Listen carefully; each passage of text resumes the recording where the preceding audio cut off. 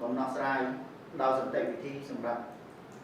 ចំពោះចំនួនដែលកំពុងបន្តវិវត្តទៅមុខហើយក៏បានជំរុញឲ្យភាគីទាំងពីរវិលត្រឡប់ទៅរកការអនុវត្តភ្លាមពេញលេញនិងប្រកបដោយប្រសិទ្ធភាពដែលកិច្ចព្រមព្រៀងជុំបានថ្ងៃទី28ខែកក្កដាឆ្នាំ2025អាដាមប្រាក់សខុនបានបញ្ចប់សេចក្តីថ្លែងការណ៍ដែលគូបញ្ជាក់ពីការចាំបាច់ផ្នែកមនុស្សធម៌ត្រូវមានការដោះលែងដោយគ្មានបង្អែកបង្អំនិងអត់ដាក់ខាននៅយុវជនកម្ពុជាទាំង18នាក់ដែលកំពុងបន្តស្ថិតក្នុងការឃុំឃាំងខ្ញុំកណ្ណាសូមក្រាបថ្វាយបង្គំថេរានុថេរៈគ្រប់ព្រះអង្គទីសក្ការៈសូមគោរព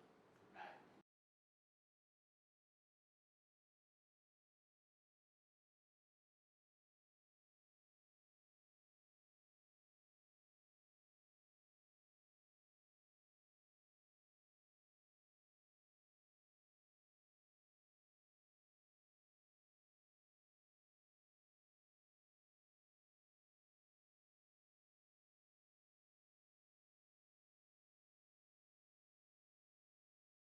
្ញុំកណ្ណាសូមក្រាបថ្វាយបង្គំថេរានុថេរៈគ្រប់ព្រះអង្គទីសក្ការៈសូមគោរពដែរ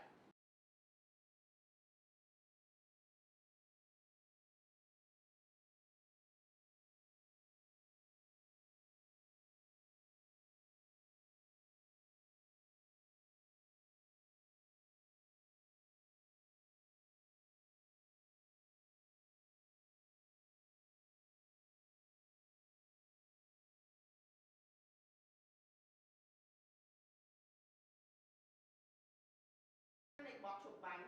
សេចក្តីថ្លែង